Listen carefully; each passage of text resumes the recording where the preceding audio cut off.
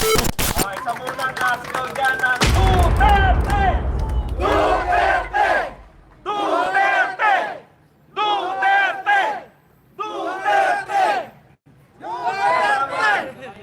Kaya po kami nakikipon-tipon dito hanggang mamaya po magkakaroon kami ng vigil. Dinala ko si Bruno. Anong oras ang vigil natin, boss? 6. Mula alas 6 hanggang umaga may vigil para suportahan natin ang ating mahal na Vice President Sara Duterte at ang kanyang mga kasama sa Office of the Vice President.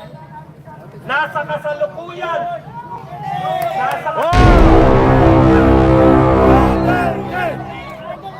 Ang pamilyang Duterte matapos maglingkod sa atin ng tapat. 6 na taon na naglingkod ang ama ni Sara Duterte. Pero tignan niyo po ang ginante. Panay po investigasyon. Makalimutan po natin na ang napakagandang ginawa ng mga Duterte sa ating lipunan. Nakalimutan po natin na ang war on drugs, Tatay Digong, ang nagpatahimik sa buong Pilipinas.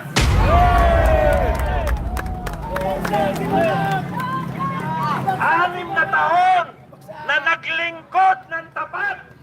6 na taon na hindi nagnakaw. 6 na taon na pinatahimik ang Pilipinas. 6 na taon. 6 na taon na nagpaunlad sa ating bayan.